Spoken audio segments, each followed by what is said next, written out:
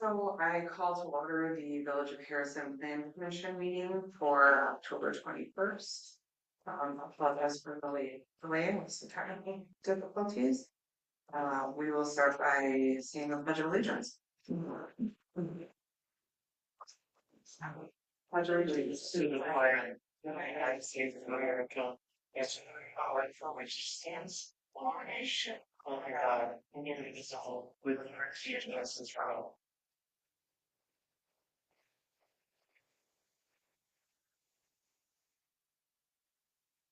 We will do the roll call.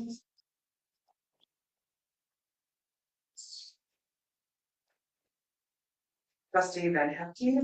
Aye. Commissioner Hirschbacher. Here. Commissioner Epworth. Apis here. Apis. Commissioner Chacon. Not present. Commissioner Linsmeyer. Here. And Commissioner Egbrook. Here. And Commissioner Rossetto present. That brings us to public comment. Two individuals listed this evening for public comment. So Brooke and or Brian, am I saying that right? Like to share. You can either speak now or you can speak when we get to item 6E, whatever your preference is. Whichever you would like me to. Can you turn the public mode down?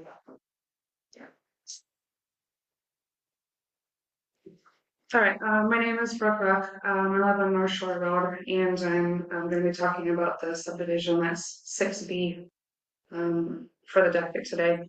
So our yard butts up to the subdivision, so I just have a couple of comments. First, thank you for listening to the feedback from our neighborhood and those that live off of North Shore Road about removing the additional parking spaces from the detention ponds closest to Old Highway 114. That was much appreciated. Second, I'd like to address the concern of the total number of lots being allowed for this subdivision. I sat here months ago and listened to the discussion of what the village envisions for the use of our land over the next 20 to 25 years. I heard words like keep it country feel, but continue to support our local community. Our village is not a place that people come to work, but a place where our community comes to rest and enjoy the quiet country feel. Maintain a country feel, but close enough to amenities in the surrounding cities and towns. I feel the subdivision does not show that vision that the village spoke about only a few months ago. 65 lots in the subdivision does not look or feel country.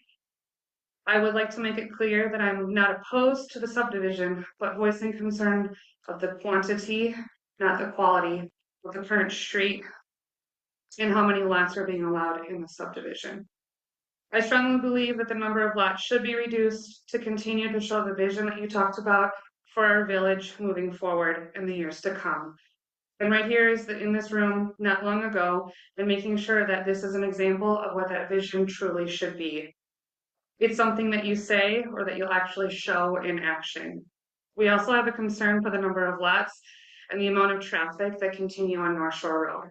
65 lots will be a lot more additional traffic vehicles on the road, all without making it safer for the residents on both ends of the street. There's a lot of pedestrian traffic on our road, and the speed limit is far too high. Many have driven more than 10 miles per hour on the road. I know that we had earlier this summer the traffic speed limit trailer on our street. But there's been far too many near misses of vehicles driving way too quickly on that road. I feel the additional strain without any mitigation is only going to continue to be a near miss and hopefully not reality. Third and finally, the concern we continue to have about the water runoff. We appreciate the village sending us documents of the drainage and grading maps and listening to our concerns in prior meetings. This development shows the increase of height across the entire area and is also proven by the amount of soil currently sitting on the site. The map also shows water that currently flows north towards Old Highway 114 will now be directed to the south retention pond and then released near the south property line.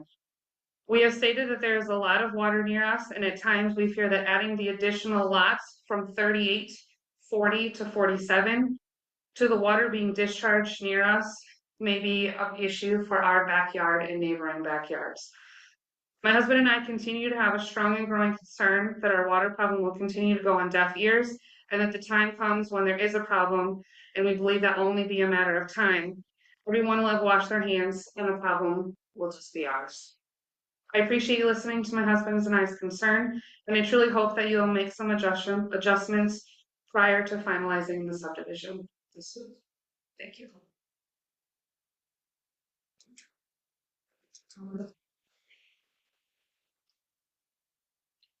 Thank you for your comments. Will the village staff as well as the commissioners will discuss it more as we get to item 6, and then you'll have the opportunity to speak again if there's something that comes up based on that conversation. Thank you.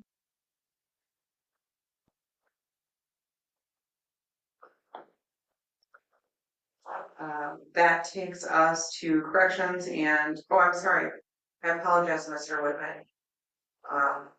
Would you like to come forward? Is there something you, or you just said, oh, you checked? No, I read that wrong. I apologize. All right, moving on to corrections and approval of previous meeting minutes. Item 5A, which is the meeting minutes for September 23rd of 2025. Are there any changes or corrections needed to the draft that's presented in the packet? Can I ask a question as to the formatting of the meeting minutes? Is there a reason they don't have a summary of what was discussed and they just have the vote on them? The village board had previously made decisions that it was just going to be the motions and not get into the specifics on each of them. So it's either conditions and motions or just motions. Is that a standard protocol that you see in most communities?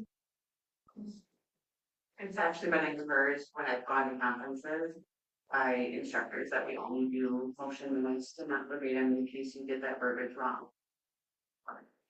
Thank you for the clarification. I appreciate it.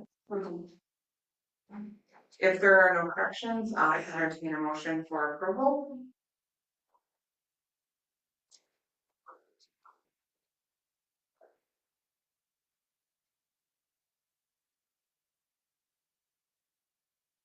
Yes, I'd like to make a motion to approve the minutes of September 23rd, 2025 meeting minutes. From the September 23rd meeting. We have a motion by trustee Van Hefty.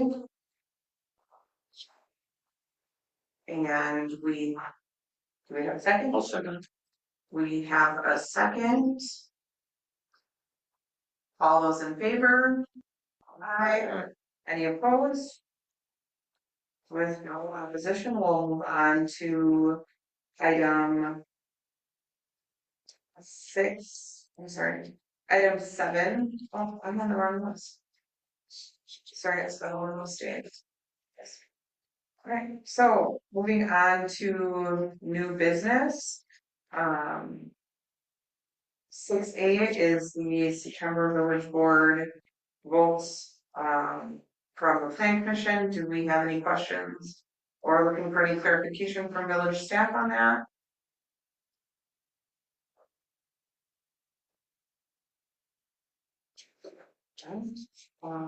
That takes us to 6B, which was spoken about in public comment. The final plot for Forest Ridge subdivision, Dirk Stewart LLC, and that's parcels 3952 and 39526. Is there anything staff would like to say related to the final map before we can? Really, everything that's in the packet is pretty much brought forward from the preliminary plat. This addressing a few of the comments from the speaker. So this was rezoned, and both the Planning Commission and the Village Board approved the rezone to RS2 and the number of lots is RS1 and the number of lots is what's required or what's available under that zoning district. Lots ranging from 13,000 to 16,000 square feet. The village staff and board does not necessarily have a lot of, it's really the developer proposes. The village board had previously approved and the planning commission previously approved a preliminary plat for this. Not a lot of changes have been brought forward other than working through the stormwater requirements with the village engineer, who has stated previously that the plan for the stormwater is to contain it in the two lots that are designated in the plan. And if there's issues going forward, the village deals with wetland and drainage issues in other areas. So, we'll be there, but we make sure that as part of that review process that the water is not leaving the site and flooding out surrounding neighbors. So, and we were very cognizant of that during the review process of the stormwater plan with and this was going on. So there is some wetland issues. Some of them, the permits have been received to fill. Other ones I think they'll be working on, but those are outlined as conditions as well. And other than that, it's pretty much the same as what it was from the preliminary plat. What was this originally zoned? Agriculture, generally. Is that 13,000 square feet, is that like a set in stone? Because there's two on here that are less than that. I'm just curious, like one's 12,000 square feet and one's 12,935. So is that 13,000 like the absolute min? Because if so, then those two lots would not. Per RS1, the minimum size lot is 12,000. I'd say, if you look at the southern portion of the plat too, you have some fairly larger ones, anywhere from 19 to 30,000, but minimum is 12. So it can't go below that. Thank you.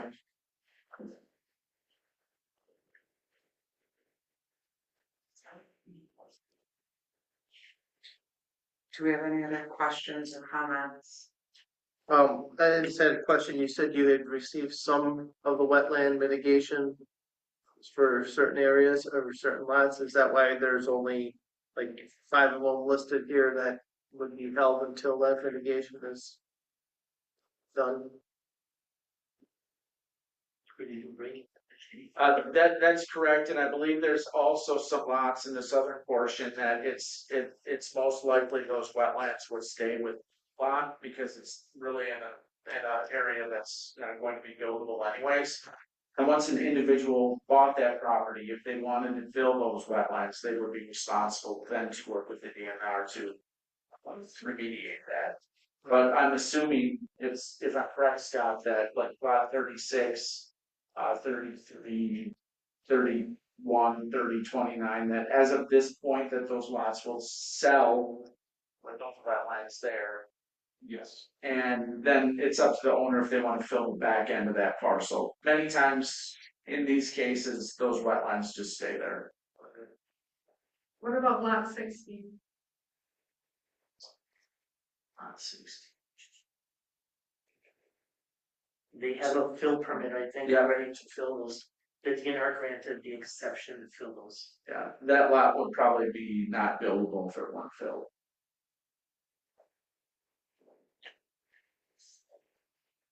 So when you say the homeowners can choose to backfill, you're talking about like lots like 30, 29, 28. Yes. Yes, that's correct.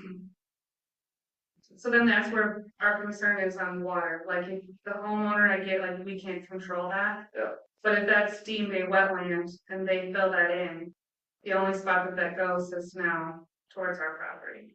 The DNR would have to look at what type of wetland is. Sometimes wetlands defined actually by soil samples and it really doesn't have anything to do with retaining water. So that's a tough answer. It's a hypothetical question, so it'd be tough for us to answer. Obviously, the owner would work with the DNR and then we would come into the picture if it changed into some type of issue with the runoff. How often do homeowners actually contact the DNR and just do it themselves? A lot. fairly amount. They would hire an engineer to work with them to file the paperwork. Would the village grant an occupancy permit if it was filled without proof that it was filled with DNR permitting and permission? So if they fill a lot without going through the proper channels, which I think is what, Correct. question We is- wouldn't issue a building permit to it, so we wouldn't even start construction until, you know, in these areas, they obviously could build the property, build the house. So we wouldn't hold an occupancy from that, not knowing what we're gonna do with that. A lot of times they'll tell us on the site plan what their long-term plan is for it, we could address it in the beginning. so what, so to her statement, if they build on the front portion of that lot, they occupy their home and they decide 2 months later to come in with a dump truck full of dirt and dump it in, there's nothing that the village can do if they do that without DNR permission. Well, the DNR then enforce under their under the statute of filling those wetlands. Who would be responsible for getting the DNR involved at that point? Someone's gonna have to tell us that, Yeah. because we don't have access to these properties. Those are considered high quality wetlands most likely because they're in the woods. So the cost to fill them in is crazy. They don't allow it probably, you know.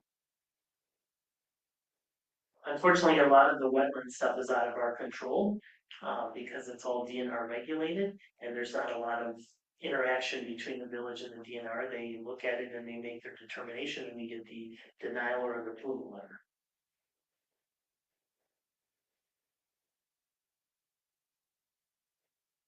Commissioner Manhattan. I got a question.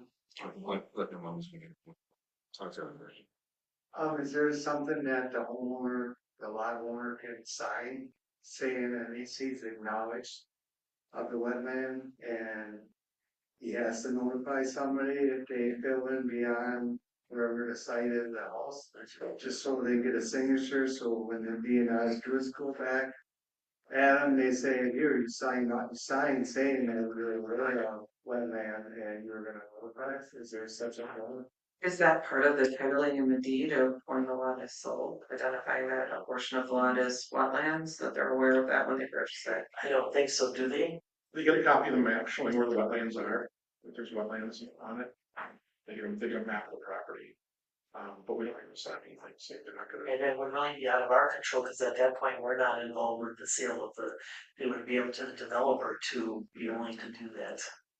It would be also the guy who's building the house wouldn't be able to get a permit if he's filling stuff in, that's not something they build it. Correct. So it wouldn't happen during the build process.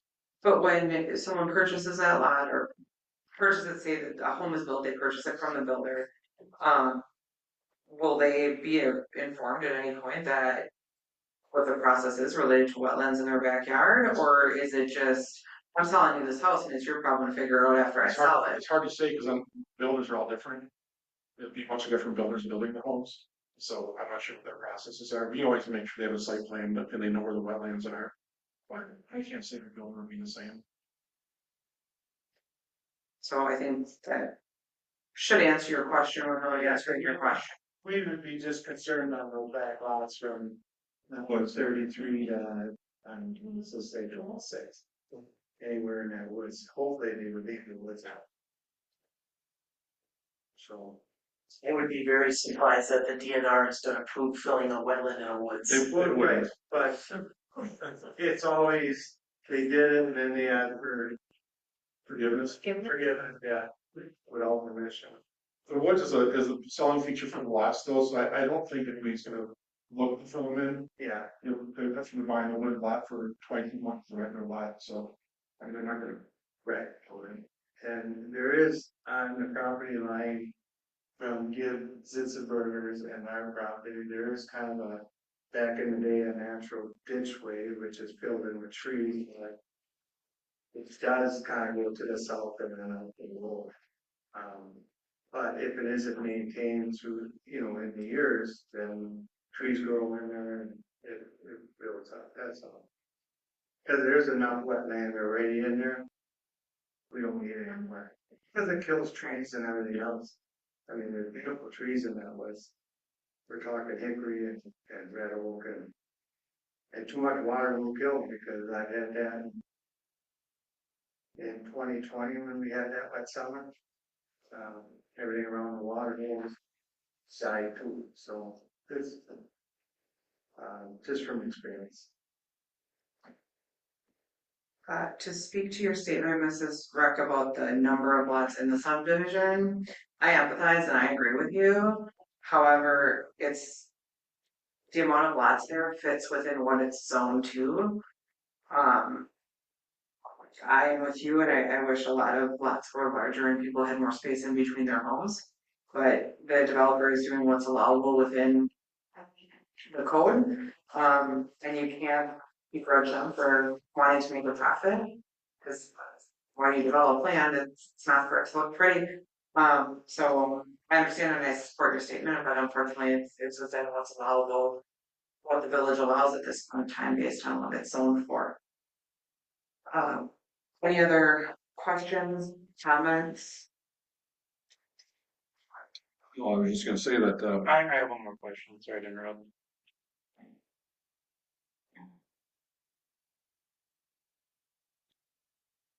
There was a concern also brought up about, just car traffic and pedestrian interactions. Would it be possible to kind of speak to any evaluations that are done when we add a significant amount of building to an area? Looking at pedestrian and traffic flows on the infrastructure? So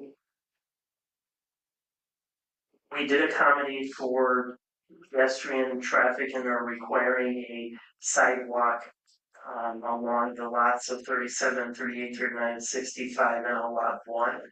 And then there'll be sidewalks on one side of the road going, I don't remember what side, but so the plan is, obviously, there's gonna be more people, but hopefully the people in the subdivision would use those sidewalks that are incorporated. There's no other sidewalks in any of the subdivisions out there. From a traffic standpoint, we have, I mean, aside from doing a traffic impact study, there's not enough traffic here on a residential side. Yes, you're gonna see additional cars, but I don't know that it's, residential is one of the, they come and go, and it's not like shift change in a factory where you've got this influx of a bunch of people. So I don't believe that there's, a need to require a traffic impact study on North Shore Road.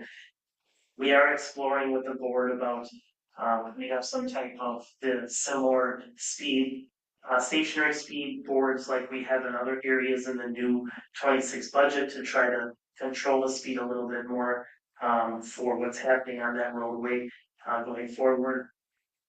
So hopefully people will be a little bit more cognizant on their speeds and can keep them under control and move the speed trailer out there and do some enforcement. But the officers have been out there, and have done targeted enforcement there and have reported back that, yes, you've got a couple of outliers, but the majority of the people are doing within the speed limit range. With the speed boards, besides data collection and mindfulness, do they serve? And they give us times of when people are speeding so we can do targeted enforcement during those times. Thank you.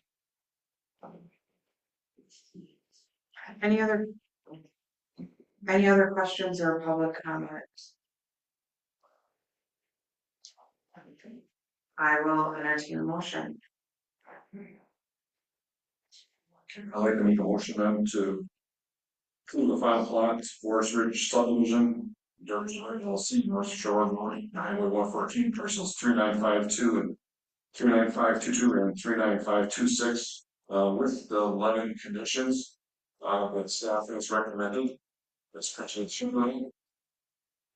We have a motion.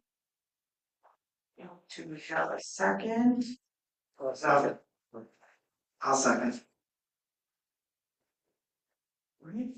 All those in favor, say aye. Aye. All those opposed? No opposition? That moves us to item C, which is the certified survey map for Joe Egan and Dave Barenwald. parcel 38762. The owner is looking to split parcel 38762 in half. Into two 4-acre lots, and he's looking to then sell lot 2 to the neighbor, which is David Barenwald. At this point in time, David has no plans what to do with that land.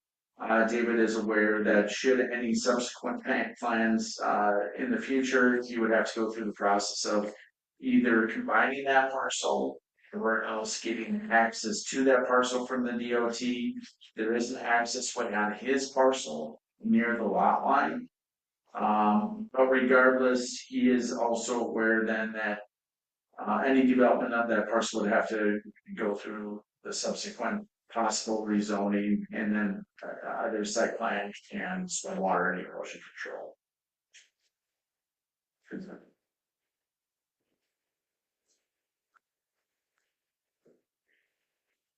Do we have any questions related to the proposed survey map? I just have a question for staff on these rural residential lots. Is there a size requirement, an acreage requirement or anything? Yeah. Yes, rural residential has to be a minimum of 1 acre, I believe. Right. Any other questions? With that, I will entertain a motion.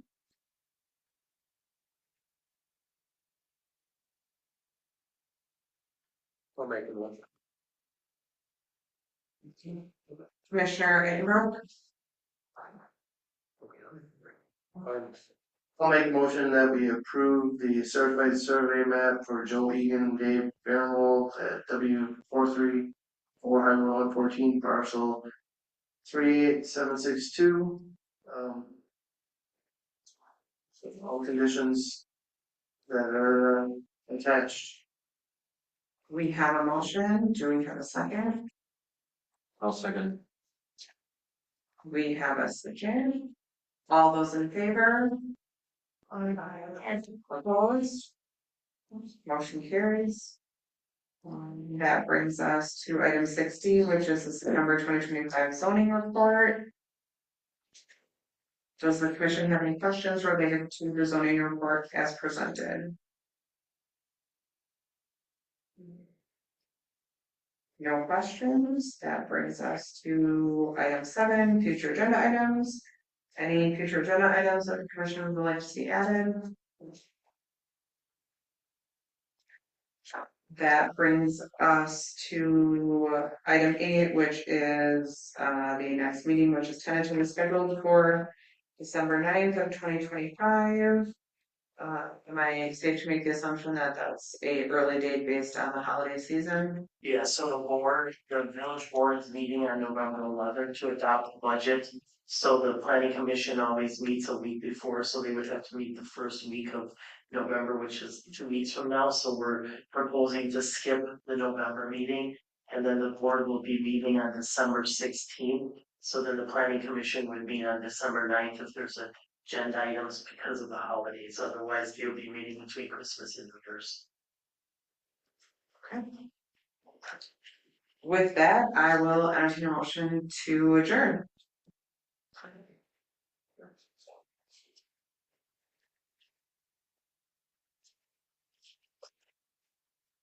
We have a motion. Yes, I'd like to make a motion to adjourn. We have a motion. Do we have a second? I'll second. We have a second. All in favor? We are adjourned.